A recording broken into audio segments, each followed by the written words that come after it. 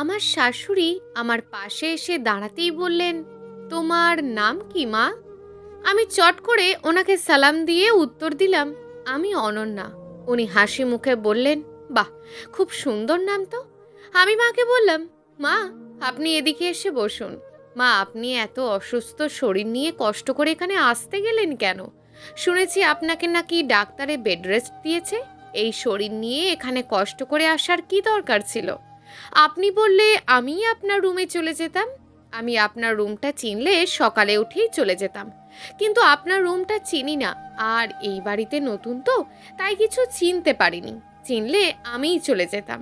মা, কষ্ট হয়নি তো আসতে? উনি এক রাশ হাসি দিয়ে বললেন, আমার মাটা দেখি অনেক সুন্দর করে কথা বলে। আমার মাটা দেখতে যেমন রূপবতী তেমন গুণবতীও। মায়ের মুখে রূপবতী কথাটা শুনে যেন নিজের চোখে অঝরে বৃষ্টি নামতে লাগলো। জীবনে এই প্রথম কেউ আমাকে রূপবতী বলেছে। নিজেকে সামলাতে অনেক চেষ্টা করলাম, কিন্তু জানি না কেন আবেগটা সামলাতে পারছিলাম না। তাই মাকে ধরে হু হু করে কেঁদে দিয়ে বললাম, মা, আপনি আমাকে রূপবতী বলেছেন? আমাকে আজ পর্যন্ত কেউ রূপবতী বলেনি। আপনার মুখে রূপবতী কথাটা শুনে কেন জানি না আবেগটা সামলাতে পারলাম না। মা আমার মাথায় হাত বুলিয়ে দিয়ে বললেন, সবাই তো তোমার বাইরের রূপটা দেখেছে, কেউ তোমার ভিতরের রূপটা দেখেনি। তোমার ভিতরের রূপটা যদি কেউ দেখতো তাহলে সবাই তোমাকে রূপবতীই বলতো। আমি যে তোমার ভিতরের মানুষটাকে উপলব্ধি করতে পেরেছি, যার কারণে তুমি আমার কাছে সবচেয়ে রূপবতী। আমি আমার মেয়ে নীলার মুখে সবটা শুনেছি বিয়ের ব্যাপারে। শোনো মা, আমার ছেলে তোমার কপালে ছিল, তাই তোমার সাথে এভাবে বিয়ে হয়েছে। আমার ছেলের ভাগ্যে তুমিই ছিলে। কে কি বলল কানে দেবে না, কারণ মানুষ যাই বলুক নিজের কাছে যেটা সঠিক মনে হবে সেটাই করবে। মানুষের কাজই কথা বলা। মনে রাখবে, যখন তোমাকে নিয়ে কেউ নেতিবাচক মন্তব্য করবে, ভেবে নেবে সে তোমার জয় ঈর্ষান্বিত। তাই তোমার সুখে তার মন কাতর হয়েছে বলেই তোমার নামে সে নেতিবাচক মন্তব্য করছে। জীবনে চলার পথে অনেক বাধা আসবে, লক্ষ্য স্থির রেখে সামনে এগিয়ে যেতে হবে। মানুষের কথায় কান দিয়ে নিজের লক্ষ্য থেকে বিচ্যুতি হবে না। মায়ের কথাগুলো শুনে মনে মনে যেন আরো ভরসা পেলাম। মাকে জড়িয়ে ধরে আবেগে আরো কাঁদতে লাগলাম। মা মাথায় হাত বোলাতে বোলাতে বললেন, পাগলিটা কাঁদছে কেন এত? শোনো মা, আজকের রাতের পর থেকে বাড়িটা ফাঁকা হয়ে যাবে। নীলাও চলে যাবে রাতের ফ্লাইটে লন্ডনে। বাড়িতে আমি, তুমি আর অরণ্য ছাড়া আর কেউ থাকবে না। প্রতিদিন বাবুর্চি রান্না খেতে খেতে বিরক্ত হয়ে গিয়েছি। আমি জানি এবার আমি চিন্তামুক্ত, কারণ আমাকে আর বাবুর্চির রান্না খেতে হবে না। আমার বৌমা এখন আমাকে সব রান্না করে খাওয়াবে। কি রে মা, খাওয়াবে না?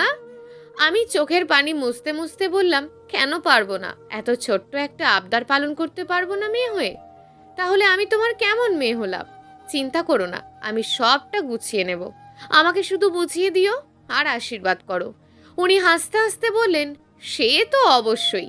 চারপাশে এই মুহূর্তে বেশ নিস্তবতা বিরাজ করছে। সবাই খুব চুপ হয়ে গিয়েছে। খেয়াল করলাম আমার ভূতমশাই আমার দিকে আলুর মতন চুপসানো মুখ নিয়ে হাঁ করে তাকিয়ে আছে। আমিও এই সুযোগে একটু পাগলামি করা থেকে নিজেকে বিরক্ত রাখতে পারলাম না। সুযোগ বুঝে ভূতমশাইকে চোখ টিপ্পনি দিলাম। ভূতমশাই আমার চোখ টিপ্পনি দেখে একটু নড়ে চড়ে দাঁড়ালো। আমি ভূতমশাইয়ের থেকে মনোযোগ সরিয়ে মায়ের দিকে তাকিয়ে বললাম, মা, এবার ঘরে চলুন। বেশিক্ষণ এভাবে থাকা ঠিক হবে না। আপনি আমার সাথে ঘরে চলুন তো, আর আমাকে আপনার ঘরটা চিনিয়ে দেন, যাতে করে আমার পরে যেতে অসুবিধা না হয়। মা হাসতে হাসতে বললেন, চলো আমার সাথে চলো।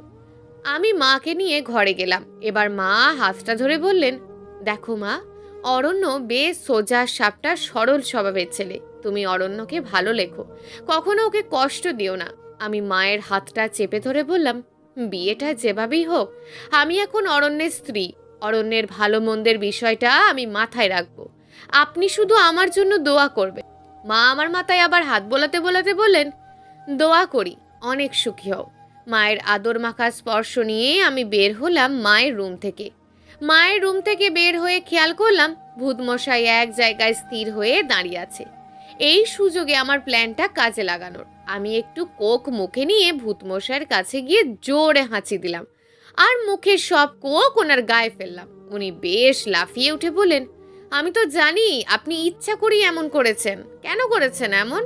আপনি আমার সাথে এমন করেন কেন? মাকে তো দেখলাম খুব হাত করে ফেলেছেন, ফাঁসানোর ব্যাপারে তো আপনি অনেক ওস্তাদ, মাকে ফাঁসিয়ে দিয়েছেন পুরো। আমি এবার ফাঁসানোর কথাটা শুনে এতটা গায়ে লাগালাম না, ওনাকে সজোরে বললাম, সে আমি যা ইচ্ছা করি তাতে আপনার কি, যান ড্রেসটা চেঞ্জ করে আগের ড্রেসটাই পরুন, যেটা আমি পছন্দ করে দিয়েছিলাম।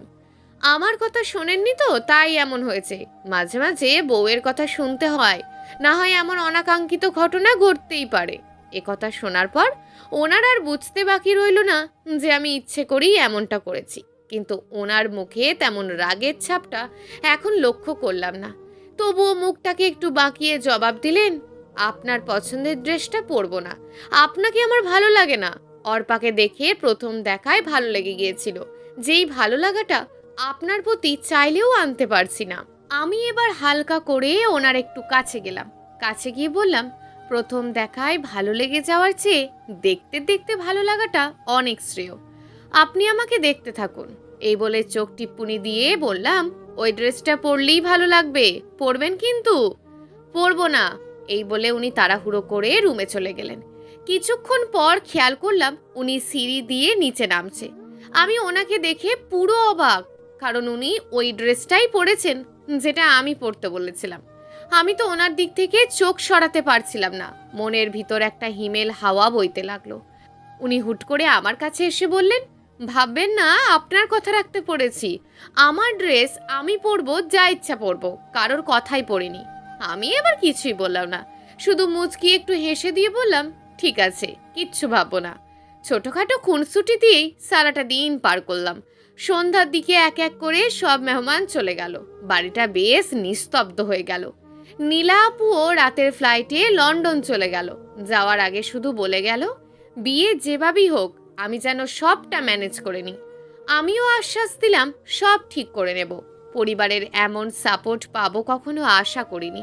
সবাই আমার পাশে আছে এটা ভেবে মনে যেন আরও ভরসা পেলাম। সারাদিন পার করে রাতে ঘুমাতে গিয়ে দেখলাম ভূতমশাই বসে কি যেন কাজ করছে। আমি এক মগ কফি বানিয়ে তার দিকে এগিয়ে দিয়ে বললাম, এই যে আপনার কফিটা। উনি আমার হাত থেকে কফিটা নিয়ে কফিতে চুমুক দিয়ে কিছুক্ষণ টেস্টটা বোঝার চেষ্টা করলো মনে হচ্ছে, আর আমাকে বললেন, কফিটা কে বানিয়েছে? আমি লজ্জা মাখা মুখ করে বললাম, কেন? কফিটা ভালো হয়েছে তাই। আমি লজ্জা মাখা মুখে বললাম, কফিটা আমি বানিয়েছি। উনি এবার মুখটাকে আলুর চপের মতন করে ফেললেন। ভুলক্রমে উনি আমার প্রশংসা করে ফেলেছেন, এটা মনে হয় ওনার উচিত হয়নি, তাই মুখটা বাংলার 5-এর মতন করে ফেললেন। এবার আমাকে একটু পচিয়ে উনি ওনার দায়িত্ব পালন করবেন শিওর। যাক, যা ভেবেছিলাম তাই করেছে। উনি মুখটাকে বাংলার 5 বানিয়ে আমার দিকে তাকিয়ে বললেন, এই জন্যই বলি টেস্টটা এত জঘন্য কেন। আমি ওনার কথায় ভুরুক্ষেপ না করে একটু হাসি দিয়ে চলে গেলাম। পরদিন সকালে উঠে সব রান্না করলাম, রান্না করে মায়ের খাবারটা নিয়ে মায়ের রুমে গেলাম। মা আমাকে দেখে হাসি মাখা মুখ নিয়ে বলল, কি রে মা, এখন এত খাবার নিয়ে আসলে কেন? এত খাবার কোথা দেখলে তুমি? এগুলো সব খেতে হবে তোমাকে, না হয় সুস্থ হবে না। আমার কাছে খাবার নিয়ে কোনো ফাঁকি দিতে পারবে না, খেতে না চাইলে মায়ের দিয়ে জোর করে খাওয়াবো। উনি হাসতে হাসতে আমার মাথায় হাত দিয়ে বললেন, বুঝতে পেরেছি, আমার আর ফাঁকি দেওয়া যাবে না। তা দাও খেয়ে নি। আমি মাকে খাওয়াতে লাগলাম, একের পর এক গল্প শুনতে লাগলাম। মনে হলো উনি অনেক দিন পর মন খুলে কথা বলছেন। ঠিক এমন সময় অরণ্য এসে বললেন, মায়ের রুমে আপনি এখন কি করছেন? মায়ের জন্য খাবার নিয়ে এসেছিলাম। আচ্ছা, আপনি যান, মায়ের সাথে আমার কথা আছে। পাশ থেকে মা বললেন, অনন্যা তো পর না, অনন্যার সামনেই বল কি বলবি। না মা, আমি একা একা কথা বলতে চাই। আমিও আর কথা না বাড়িয়ে মায়ের পাশ থেকে উঠে চলে আসলাম। কিছুক্ষণ পর উনি কথা শেষ করে খাবার খেতে আসলেন। আমি খাবারগুলো খেতে দিলাম। খেয়াল করলাম গপ গপ করে খাচ্ছে খাবারগুলো। আমি বললাম, আরে মশাই আস্তে খান, সব শেষ হয়ে গেলে আবার রান্না করব। মানে এগুলো কে রান্না করেছে? লাজুক মুখে জবাব দিলাম, আমি। এজন্যই বলি এত জঘন্য কেন। এই বলে উনি খেতে লাগলেন। আমি তখন বললাম, হ্যাঁ, জঘন্য খাবারই এভাবে খাচ্ছেন, ভালো খাবার না জানি কিভাবে খেতেন। আমার কথাটা কানেই তুললেন না মনে হচ্ছে, খেয়েই যাচ্ছেন। এবার ওনাকে বললাম, এই যে শুনছেন? হ্যাঁ, কি বলবেন বলুন। আমি একটু বাইরে যেতে চাই, কিছু জিনিস কিনতে হবে, রান্নার জন্য কিছু সবজি লাগবে। আমি গেলে মন মতন কিনে আনতে পারতাম। আপনি গেলে যান, তবে কি দিয়ে যাবেন? একটা গাড়ি আমি নিয়ে যাব, আর একটা গাড়ি থাকলেও সে ড্রাইভার নেই। ড্রাইভারের স্ত্রী অসুস্থ, তাই বাড়ি গিয়েছে। আপনি কিভাবে যাবেন? আমি মুচকি হেসে বললাম, ওই গাড়ির চাবিটা দিয়ে যান, আমি চলে যেতে পারবো একা। উনি অবাক হয়ে বলেন, একা চলে যেতে পারবেন মানে? গাড়ি কে চালাবে? কেন, আমি চালাবো। আমার কথা শুনে এবার মনে হয় উনি বেশ চমকালেন। আমার মুখ থেকে এমন কথা উনি আশা করেননি হয়তো। আমাকে জিজ্ঞেস করলেন, আপনি গাড়ি চালাতে পারেন? আমি হাসতে হাসতে বললাম, হ্যাঁ পারি। অসুন্দর বলে নিজেকে কখনো ছোট ভাবিনি। সব কিছু শেখার চেষ্টা করেছি, নিজেকে পারফেক্টভাবে গড়ে তোলার চেষ্টা করেছি। আমার কথাটা শুনে উনি কিছুক্ষণ আমার দিকে তাকিয়ে রইলেন, তারপর বললেন, আচ্ছা আমি চাবি দিয়ে যাব। তারপর উনি আমাকে চাবি দিয়ে চলে গেলেন। আস্তে আস্তে দিন কাটতে লাগলো। অরণ্যের সাথে খুনসুটিগুলো বাড়তে লাগলো। খেয়াল করলাম অরণ্য অনেক পরিবর্তন হতে লাগলো। এর মধ্যে হুট করে অরণ্য একদিন অফিস থেকে এসে আমাকে বলছে, আপনি একটু তাড়াতাড়ি রেডি হন তো, আপনাকে নিয়ে একটু এক জায়গায় যাব। অরণ্যের এরকম কথা শুনে যেন আমার মনটা নাচতে শুরু করলো। কিন্তু অরণ্য আমাকে নিয়ে কোথায় যাবে জানার জন্য মনটা আনচান আনচান করছে। তাই নিজের আবেগ আর সামলাতে পারলাম না, অরণ্যকে বলেই ফেললাম, আপনি আমাকে কোথায় নিয়ে যাবেন? অরণ্য বেশ রাগ রাগ গলায় বললেন, আপনাকে রেডি হতে বলেছি, আপনি রেডি হন। এত কিছু জানতে হবে না, আপনি একটু বেশিই কথা বলেন। এত বকা ভালো না, যান রেডি হয়ে আসুন। আমি মুখটা খুব কাঁচুমাচু করে যেতে নিলাম। উনি পিছন থেকে আবারও ডেকে বললেন, শুনেন। আমি হাসি দিয়ে পিছনে ফুরে বললাম, হ্যাঁ বলেন। আমি জানতাম আপনি বলবেন কোথায় যাব। বলেন কোথায় যাব। উনি আরেকটু গম্ভীর গলায় জবাব দিলেন, আপনার মাথায় সত্যিই গোবর, আমি বলার আগেই বকবক করে যাচ্ছেন। আমি কোথায় যাব সেটা বলার জন্য ডাকিনি। আমি বেশ মন খারাপ হয়ে ওনার দিকে তাকিয়ে বললাম, তাহলে কেন ডেকেছেন? আমি ডেকেছি এজন্য যে আপনি একটা শাড়ি পরবেন আজকে। হঠাৎ শাড়ি পরবো কেন? আমি বলেছি তাই পরবেন? হ্যাঁ, আপনি বললেই পরতে হবে নাকি? আমি পরবো না, আপনি কি করবেন? আপনাকে পরতেই হবে। বলেছি তো পরবো না। উনি এখন বেশ রেগে গিয়ে বললেন, আপনার যা ইচ্ছে করুন। এই বলে উনি চলে গেলেন। আমারও ওনাকে রাগাতে পেরে খুব ভালো লাগছিল। কিন্তু কি শাড়ি পরবো কিছুই যেন মাথায় আসছে না। আজকে প্রথম ভূতমশাই আমাকে নিয়ে কোথাও যাবে। কেন জানি না, ভূতমশাই এই কয়েকদিনে অনেক পাল্টে গিয়েছে। আগের মতন আর আমাকে কষ্ট দিয়ে কথা বলে না। তার এই পাল্টানো দেখে আমি খুব খুশি। যাই হোক, আলমিরা খুলে সব শাড়ি দেখতে লাগলাম। খুশিতে যেন সব কিছু এলোমেলো হয়ে গেল। এত শাড়ির মধ্যে ভূতমশাই কোন শাড়িটা পরলে খুশি হবে ঠিক বুঝতে পারছি না। দেখতে দেখতে আলমিরার সব শাড়ি খাটের উপর রাখলাম। ভূতমশাই আমার কাছে এসে বললেন, আপনি এখনো রেডি হননি? খাটের উপর শাড়ির মেলা বসিয়ে ফেলেছেন একদম।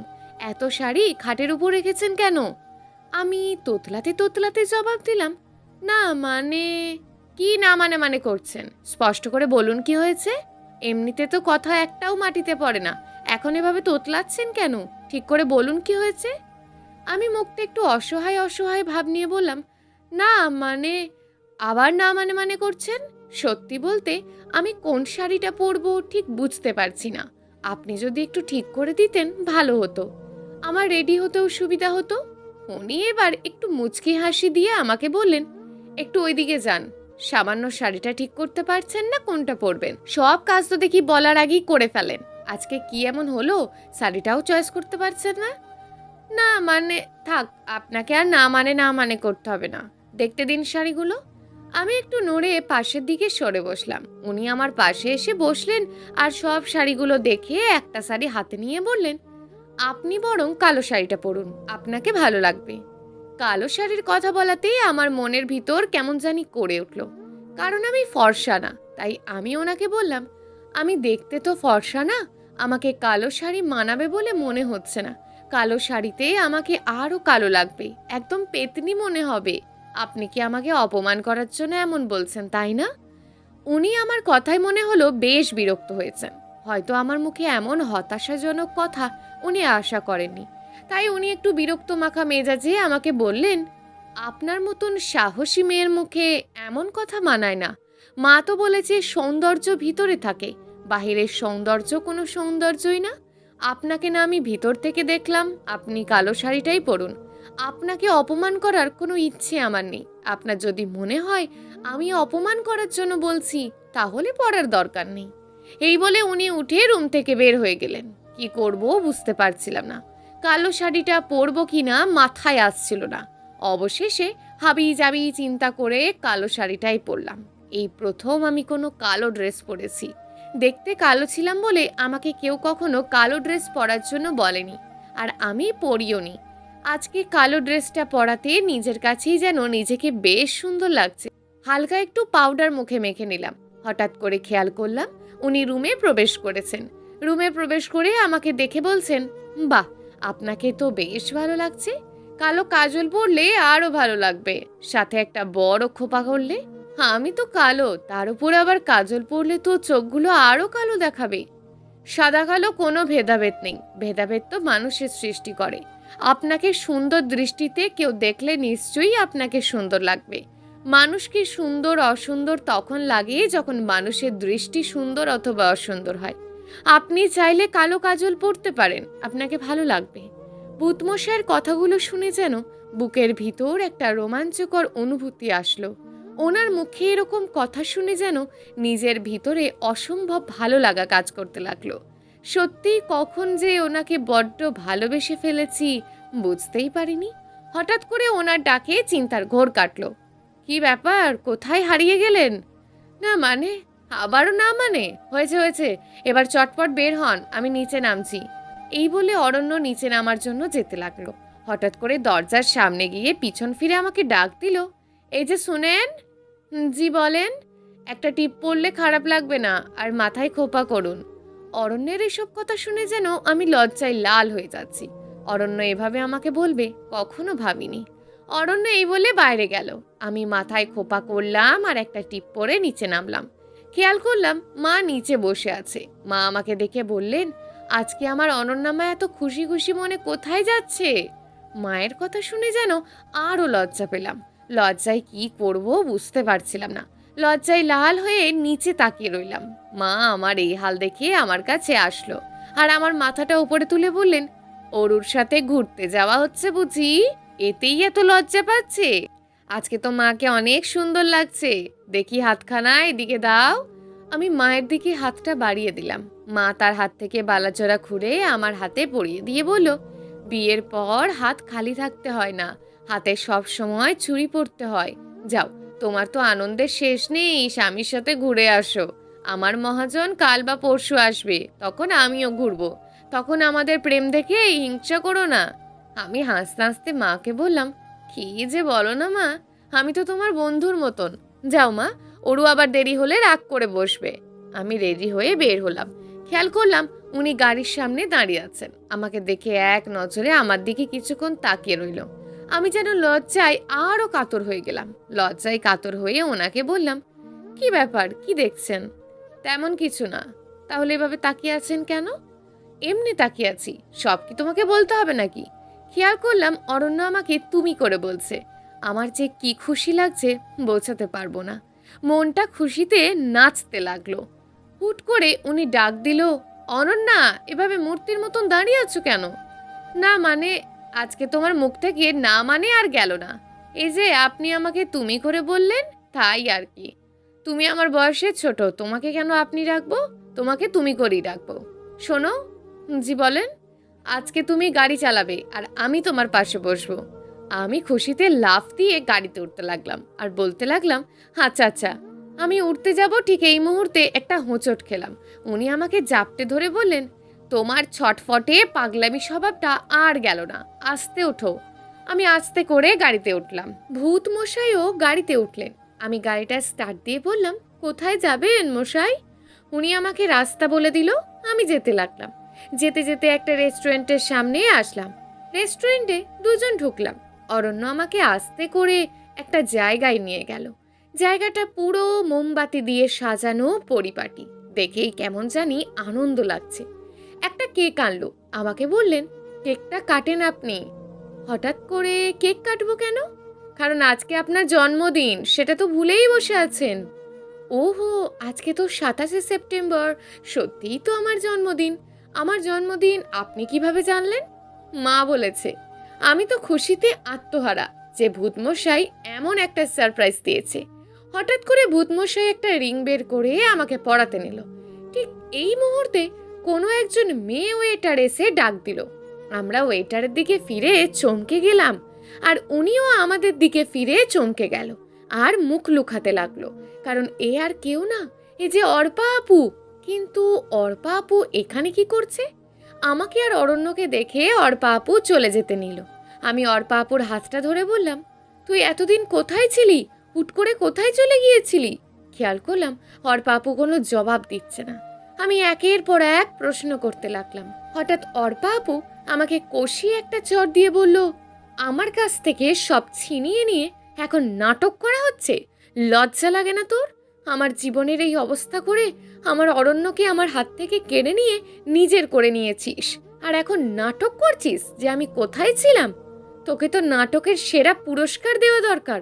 অনেক নাটক শিখে গিয়েছিস।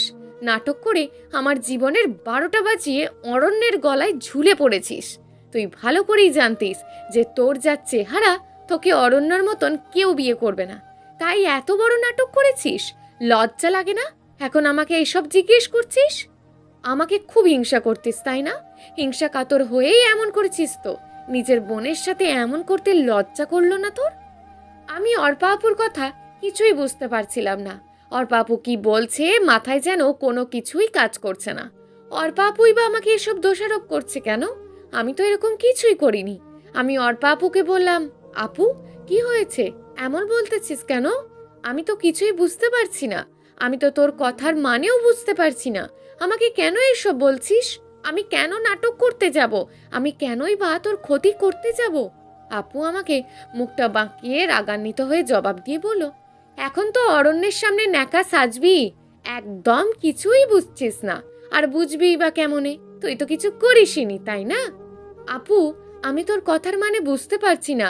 সত্যিই আমি কিছু করিনি। কেন এরকম বলছিস তুই? আমি সত্যিই কথাগুলোর অর্থ বুঝতে পারছি না। পাশ থেকে অরণ্য বলে উঠল, অর্পা তুমি আমাকে বলো কি হয়েছে। আর অনন্যাকে এরকম বলছো কেন? অনন্যা কি করেছে আমাকে একটু খুলে বলো। অর্পা অরণ্যের দিকে অসহায়ের মতন তাকিয়ে রাগ আর গম্ভীর গলায় বলল, অনন্যা কি জিজ্ঞেস করুন, সেই না হয় আপনাকে উত্তরটা দিয়ে দেবে। আমার থেকে ভালো সেই বলতে পারবে, কারণ নাটকের ডিরেক্টর তো অনন্যা ছিল, আমি তো ছিলাম ভুক্তভোগী। অরণ্য আমার দিকে তাকালো। অরণ্যর মুখে আমার প্রতি এবার সন্দেহের ছাপ লক্ষ্য করা যাচ্ছে। বোঝাই যাচ্ছে সে আমাকে অনেক সন্দেহ করছে। সন্দেহ মাখা মুখ নিয়ে বললেন, অনন্যা কি করছো তুমি? অর্পা এসব কি বলছে? সত্যিটা বলো কি হয়েছে? আমার কাছে সবটা খুলে বলো। নাটক করবে না, একদম ভনিতাও করবে না। আপনি বিশ্বাস করেন আমি কিছু করিনি। অর্পাপু কেন এমন বলছে সেটাও বুঝতে পারছি না। আপনি আমাকে ভুল বুঝবেন না। আর অর্পা আপু তুই কি বলছিস? সত্যিই আমি বুঝতে পারছি না। কেন এসব বলছিস তুই? খেয়াল করলাম অর্পা আপু খুব কান্না করছে। কেন এভাবে কান্না করছে সেটাও বুঝতে পারছি না। অরণ্য অর্পা আপুকে সান্ত্বনা দিয়ে বললেন, অর্পা তুমিই বলো কি হয়েছে। অর্পা আপু কাঁদতে কাঁদতে অরণ্যকে বলল, কি আর বলবো বলেন, আমার তো সব শেষ হয়ে গিয়েছে এই খালনাগিনীর জন্য। এখন আর বললেও সব ঠিক করা যাবে না। আমি চাই না আপনাদের মধ্যে কোনো ঝামেলা হোক। আপনারা চলে যান। অর্পা তোমাকে বলতে বলেছি, বলো অনন্যা কি করেছে বলো। খেয়াল করলাম অর্পা আপু এবার খুব কাঁদছে। কাঁদতে কাঁদতে অরণ্যকে বলল, আপনার কি বিশ্বাস হয় আমি বিয়ের দিন বয়ফ্রেন্ড নিয়ে পালিয়েছি? অরণ্য শান্ত স্বরে জবাব দিল, সে তো আমি বিশ্বাস করিনি, কারণ তুমি তো বিয়ের আগে আমার সাথে ফোনে অনেক কথা বলতে। কিন্তু হঠাৎ কি এমন হলো? আর কোথাও গিয়েছিলে তুমি? খেয়াল করলাম অর্পা আপু এখন ভীষণ কাঁদছে। কাঁদতে কাঁদতে অর্পা আপু যা বলল সেটা শুনে আমার হার্টবিটটা বেড়ে গেল। মনে হতে লাগলো এখানেই দম বন্ধ হয়ে যাবে। আপু এসব কেন বলছে কিছুই বুঝতে পারছি না। আমার বুকটা চিরে যাচ্ছে কথাগুলো শুনে। কারণ আপু বলল, আমি কোথায় গিয়েছিলাম সেটা কি আপনি জানতে চান? অরণ্য শান্ত হয়ে জবাব দিল, হ্যাঁ জানতে চাই। তখন আপু বলল, সেদিন আমি ঘরে বসে সাজতেছিলাম। হঠাৎ করে অনন্যার ফোন থেকে মেসেজ আসলো, আপু একটু লুকিয়ে বের হও, অরণ্য ভাই আসছে তোমার সাথে দেখা করতে, তোমাকে সারপ্রাইজ দিতে। আমিও সরল মনে বের হলাম। আমার ভুলটা ছিল যে আমি আপনাকে কল দিইনি। বের হয়ে খেয়াল করলাম বাইরে কেউ নেই, আশপাশ ফাঁকা। অনন্যাকে কল দিলাম, সেও ফোন তুলছিল না। হুট করে অনন্যার ফোন থেকে মেসেজ আসলো, একটু বাগানের দিকে আয়, অরণ্য এখানে দাঁড়িয়ে আছে। আমিও বাগানের দিকেই গেলাম, কিন্তু কোথাও কাউকে দেখলাম না। আমি সামনের দিকে একটু এগোলাম, তারপর এই বলে অর্পা আপু আবারও হেঁচকি তুলে কাঁদতে লাগলো। অরণ্য তখন অর্পা আপুর হাতটা ধরে বললেন, বলো তারপর কি হলো? কান্না থামাও। অর্পা আপু কান্না থামিয়ে বলল, তারপর খেয়াল করলাম কয়েকটা লোক আমাকে জাপটে ধরলো, আমার মুখ চেপে ধরলো। আমি চোখেও কিছু দেখতে পাচ্ছিলাম না, কখন যে জ্ঞান হারিয়ে ফেললাম টের পেলাম না। জ্ঞান ফেরার পর খেয়াল করলাম আমি রনকদের বাসায়। অরণ্য বেশ অবাক হয়ে জিজ্ঞেস করলেন, রনকটাকে? অর্পা আপু বলল, রনক হলো অনন্যার বেস্ট ফ্রেন্ড। যদিও রনক অনন্যার থেকে 2 বছরের বড়, তবুও তাদের ভালো ফ্রেন্ডশিপ ছিল। রনক আমাকে অনেক পছন্দ করত, অনন্যাকেও বেশ কয়েকবার বলেছিল, কিন্তু আমি রাজি হইনি। আর সেই সুযোগটাই অনন্যা নিয়েছে। আমার বিয়ের দিনে আমাকে গায়েব করে দিয়েছে আর ফাঁসিয়ে আপনাকে বিয়ে করেছে। অনন্যা যে আমার সাথে এমন করবে আমি ভাবতেও পারিনি। রনককে দেখে আমি চমকে গিয়ে রনককে জিজ্ঞেস করলাম, তুমি আমাকে এখানে নিয়ে এসছো কেন? আমি তোমাকে ভালোবাসি অর্পা, আমি চাই তুমি আমার হও। দেখো, অনন্যাও চাই তুমি আমার হও, তাই তো ও আমাকে সাহায্য করেছে। আমি তখন অবাক হয়ে গেলাম অনন্যার কথা শুনে। অবাক হয়ে রনককে জিজ্ঞেস করলাম, অনন্যা তোমাকে সাহায্য করেছে আমাকে তুলে আনতে? আমি বিশ্বাস করি না। হ্যাঁ, আমি সত্যি বলছি, বিশ্বাস অবিশ্বাস তোমার ব্যাপার। আমি তোমাকে বিয়ে করতে চাই, আর সন্ধ্যায় তোমাকে বিয়ে করব। আমি সবকিছু ঠিক করেই রেখেছি। এই কথাগুলো বলে অর্পা আপু আবারও হিঁচকি তুলে কাঁদতে লাগলো। অরণ্য অর্পার হাতটা আরও ভালো করে ধরে বললেন, এরপর তুমি ওখান থেকে কিভাবে এসেছো? এরপর আমি কোনো মতে ওখান থেকে রনকের চোখে ফাঁকি দিয়ে বের হলাম। বেরিয়ে বাড়ি এসে দেখি আপনার সাথে অনন্যার বিয়ে হয়ে গিয়েছে, আর সবাই ভেবে নিয়েছে যে আমি পালিয়ে গিয়েছি। সেদিন আমার মুখটা দেখানোর মতো ইচ্ছে আমার ছিল না, তাই বাড়িতে আর যাইনি, সরাসরি ফ্রেন্ডের বাসায় চলে যাই। সেখান থেকে একটা কাজ জোগাড় করি, আর এখানে একটা বাসা ভাড়া থাকা শুরু করলাম। তুমি একবার আমাকে বলতে পারতে অর্পা। কি বলবো আপনাকে, কোন মুখে বলবো আপনাকে? এতক্ষণে তো সব শেষ হয়ে গিয়েছিল। অনন্যার সাথে আপনার বিয়ে হয়ে গিয়েছিল, আমার তো এখানে বলার কিছু ছিল না। আমি নিজের বোনের সর্বনাশ তো করতে পারি না। অনন্যা আমার সাথে যা করেছে আমি তো তা করতে পারি না, কারণ অনন্যা আমাকে বোন না ভাবলেও আমি তো তাকে বোন ভাবি। আমি অর্পা আপুর কথা শুনে চিৎকার করে কেঁদে বলতে লাগলাম, আমি এসব কিছু করিনি। অরণ্যও আমার গালে কষে একটা চড় বসিয়ে বললেন, তুমি এতটা নীচ ভাবতে পারিনি। সামান্য টাকার জন্য নিজের বোনের সাথে এমন করতে পারলে? লজ্জা করলো না তোমার এমন করতে? আর এখন সব অস্বীকার করছো? আমি অরণ্যকে হাত জোর করে বললাম, সত্যি আমি এমন কিছু করিনি, বিশ্বাস করেন আমাকে। অর্পা আপু, তুই আমার ব্যাপারে কেন এসব মিথ্যা বলছিস? কেন অরণ্যর চোখে আমাকে খারাপ বানাচ্ছিস? দেখতে অসুন্দর হতে পারি, কিন্তু উচ্চ আশা আমার ছিল না, টাকা পয়সার মোহ কখনোই ছিল না। তাহলে কেন এমন বলছিস? কি ক্ষতি করেছি আমি তোর? তুই তো আমাকে চিনিস আমি কেমন, তাহলে কেন এমন বলছিস? জবাবে অর্পা আপু বলল, কি ক্ষতি করেছিস জিজ্ঞেস করতে লজ্জা লাগছে না তোর? আর কি ক্ষতি করা বাকি রেখেছিস? যা, তুই অরণ্যর সাথে গিয়ে সংসার কর, আর এখানে আসিস না। ওপাশ থেকে অরণ্য বলে বসলেন, আমার সাথে অনন্যা যাবে না, তুমিই যাবে। অর্পা আপু অবাক হয়ে উত্তর দিল, আমি কোথায় যাব? আমার সাথে আমার মায়ের কাছে যাবে, আর মাকে গিয়ে আমি সব বলবো। আর তোমাকে যে কষ্ট দিয়েছে অনন্যা, সেটা আমি অনন্যাকে ফেরত দেব। তুমি আমার সাথে চলো। না, আমি চাই না আপনাদের মধ্যে কোনো ঝামেলা হোক। ঝামেলা তো তুমি করনি, ঝামেলা করেছে অনন্যা, সেটার শাস্তি তুমি কেন পাবে? আমি অরণ্যকে অনেক বোঝানোর চেষ্টা করলাম, কিন্তু বোঝাতে পারলাম না। অরণ্য অর্পা আপুর কথাই বিশ্বাস করছিল, আর অর্পা আপু কেনই বা আমার নামে মিথ্যা বললো সেটাও বুঝতে পারছিলাম না। অরণ্যকে বোঝানোর হাজার চেষ্টা করেও ব্যর্থ হয়েছি। অরণ্য অর্পা আপুর হাত ধরে বেরিয়ে গেল, আর আমাকে যে রিংটা পরাতে চেয়েছিল সেটাও মেঝেতে পড়ে গেল। অরণ্য সেটা ফেলেই চলে গেল। আমি রিংটা হাতে নিয়ে কাঁদতে লাগলাম, আর বলতে লাগলাম, কেন আমার সাথে এমন হলো? কি ক্ষতি করেছি আমি? কেন আমাকে এভাবে কষ্ট দেওয়া হলো? আমি তো কারোর কোনো ক্ষতি চাইনি। কাঁদতে কাঁদতে আমি দৌড়ে রেস্টুরেন্ট থেকে বের হলাম। খেয়াল করলাম অরণ্য আর অর্পা আপু গাড়ি নিয়ে চলে গিয়েছে। আমার বুকে বেশ কষ্ট হতে লাগলো। একে তো অরণ্য আমাকে ফেলে রেখে গিয়েছে, তারপর অরণ্য জানতো আমি এখানকার কিছু চিনি না। কিভাবে পারলো আমাকে আমার ভূতমশাই ফেলে রেখে দিয়ে যেতে? আমি তো কিছু করিনি। আমার ভূতমশাই কেন আমাকে বিশ্বাস করলো না? কেন আমাকে কষ্ট দিল? আমি তো অর্পা আপুর কোনো ক্ষতি করিনি। আমি তো আপুর সাথে এমন করিনি। তাহলে আপু কেন এমন বলল? কেন আমার অরণ্যকে আমার কাছ থেকে কেড়ে নিতে চাইলো? এই মুহূর্তে আমার হাতে একটা টাকাও ছিল না যে যাব। তবুও একটা সিএনজি ভাড়া করলাম। ভাড়া করে বাসায় গেলাম। বাসার দারোয়ানের কাছ থেকে টাকা নিয়ে ভাড়া দিলাম। ঘরের ভিতর গিয়ে দেখলাম রনক ভাই দাঁড়িয়ে আছে। রনক ভাইকে দেখে আমার মাথায় যেন আগুন ধরে গেল। কারণ রনক ভাইয়ের জন্যই অর্পা আপু আমাকে ভুল বুঝলো। নিজেকে আর সামলাতে পারলাম না। রনক ভাইকে গিয়ে বললাম, আপনার কি দরকার ছিল এত বড় নাটক করার? অর্পা আপুকে কেন ভুল বুঝিয়েছেন? কি ক্ষতি করেছিলাম আপনি আপনার? খেয়াল করলাম রনক ভাই কোনো কথা বলছে না। আমার রাগটা যেন আরও বেড়ে গেল। মন চাইছে রনক ভাইকে কষিয়ে একটা চড় দিই। তাই করতে নিলাম, কিন্তু হুট করে অরণ্য এসে পিছন দিক থেকে আমার হাতটা ধরে ফেললো। আমি অরণ্যর দিকে ফিরতেই অরণ্য আমাকে জড়িয়ে ধরলো। আমি বুঝতে পারছিলাম না কি হচ্ছে এসব। অরণ্য জড়িয়ে ধরার সাথে সাথে খেয়াল করলাম চারিদিকে আলো আরও বেড়ে গেল। অর্পা আপু, রনক ভাই, আমার কিছু বান্ধবী সবাই হাততালি দিয়ে বলছে, হ্যাপি বার্থডে অনন্যা। এখনো আমার মাথা কাজ করছে না এসব কি হচ্ছে। মাথাটা খুব ঝিমাতে লাগলো। পরক্ষণেই জ্ঞান হারালাম। আমার জ্ঞান ফেরার সাথে সাথে আমাকে বললেন, অনন্যা ঠিক আছে তো তুমি? কিছু হয়নি তো? হুট করে সবার এত পরিবর্তন দেখে কেন জানি না অবাক লাগছে।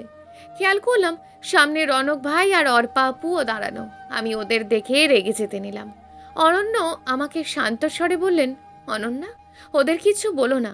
ওরা এতক্ষণ যা করেছে আমার কথায় করেছে। অরণ্যের কথাগুলো শুনে যেন আকাশ থেকে পড়লাম।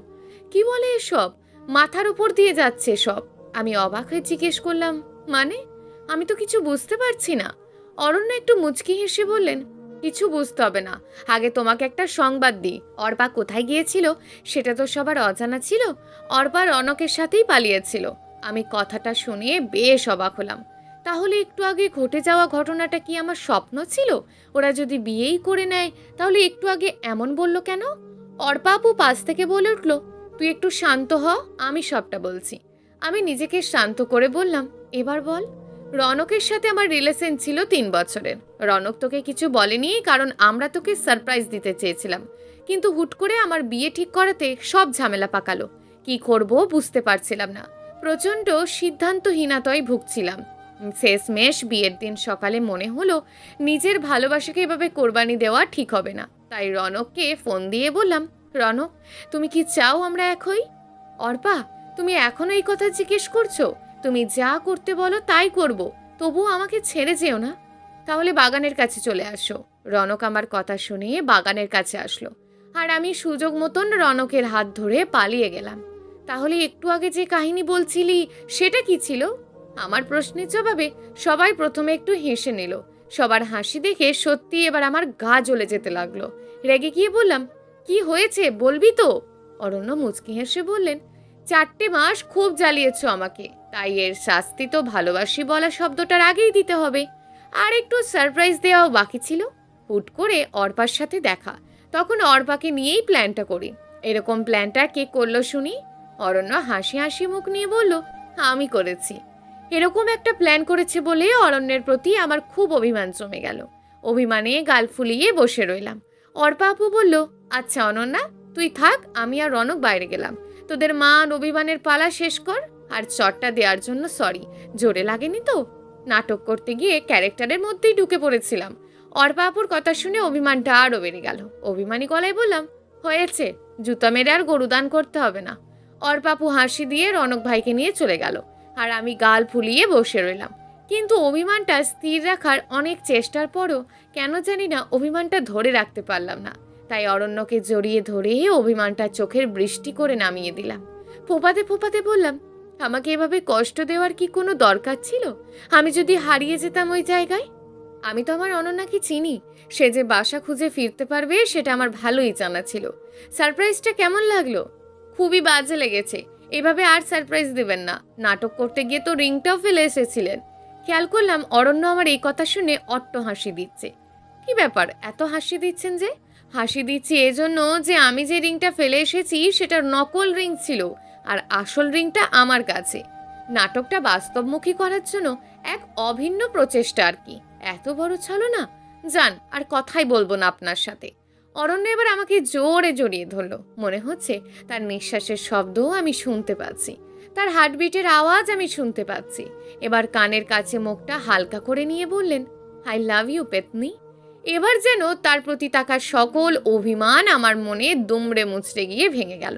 অভিমানটা টিকিয়ে রাখার ব্যর্থ চেষ্টা করলাম, কিন্তু পারলাম না। আমিও ফিসফিস করে বললাম, আই লাভ ইউ টু ভূতমশাই। আমার মতন কালো মেয়েকে ভালোবাসলেন কিভাবে? মানুষের দৃষ্টি সুন্দর অসুন্দরের বৈষম্য করে, আমার দৃষ্টিতে তুমি সবচেয়ে বেশি সুন্দরী। কথাটা শোনার পর নিমেষের মধ্যেই কোথায় যেন হারিয়ে গেলাম। কিছু বলতে চাইলেও আর বলতে পারছিলাম না, কারণ গলাটা থরথর করে কাঁপতে লাগলো। অরণ্য আমাকে এবার চোখের হাত দিয়ে চেপে ধরলো আর বললেন, আমার সাথে একটু চলো। কোথায়? আগে চলো তো, তারপর বলি। হয়েছে হয়েছে, আর বক বক করবো না, এবার নিয়ে যান। চোখটা চেপে ধরে আস্তে আস্তে আমাকে কোথায় নিয়ে যাচ্ছে কিছুই বুঝতে পারছি না। হুট করে চোখ খুললাম, দেখলাম আমি ছাদে, চারিদিকে মোমবাতি দিয়ে সাজানো। অর্পাপু আর রনক ভাইয়া বাজি ফোটাতে লাগলো। পাশে মা দাঁড়িয়ে আছে, ওনার পাশে একজন ভদ্রলোক দাঁড়িয়ে আছে। আমার বুঝতে বাকি রইল না উনি আমার শ্বশুর মশাই। আমি দৌড়ে গিয়ে ওনাদের সালাম করলাম। অর্পাপু আর রনক ভাইয়া আমার সামনে একটা কেক আনলো আর বলল, ভূত আর পেতনি দুজন মিলে কেকটা কাটেন। আর অরণ্য ভাইয়া, আপনি অনন্যাকে রিংটা পরিয়ে দেন। আর অনন্যা, তোর হাতের নকল রিংটা ছুঁড়ে ফেলে দে। এত বোকা কবে থেকে হয়েছিস? সামান্য নাটক বুঝতে পারলি না? তুই তো বেশ নাছোড়বান্দার বুদ্ধিমতী ছিলি।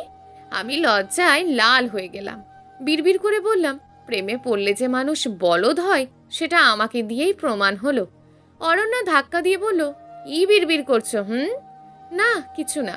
একটু ওদিকে ফেরো, তোমার জন্য সারপ্রাইজ আছে। কি সারপ্রাইজ? ওদিকে ফেরোই না।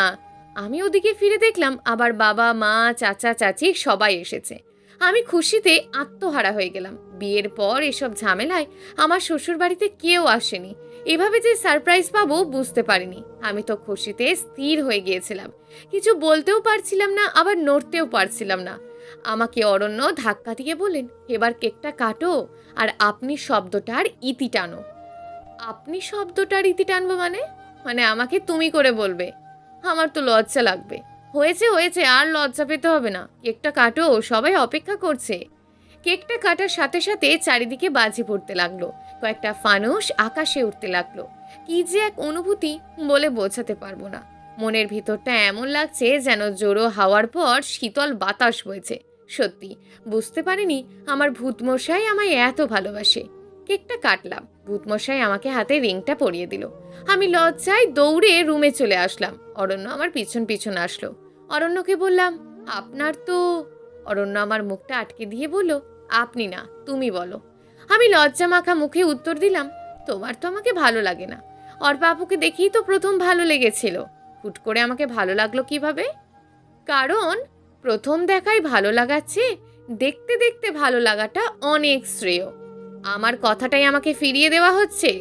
সত্যি বললে ফিরিয়ে দেওয়া হয় না, বরং সত্যতার প্রমাণ হয়। সেদিনের পর থেকে অরণ্য আর আমার জীবনটা পুরোপুরি পাল্টে গেল। দেখতে দেখতে 3টে বছর কেটে গেল। এর মধ্যে আমি একটা পুত্র সন্তানের মা হলাম। একদিন পাশের বাসার পরিচিত এক ভাবি আমার ছেলেকে দেখতে এসে আমাকে বললেন, অনন্যা ভাবি, আপনাদের বিয়েটা যেন কিভাবে হয়েছে?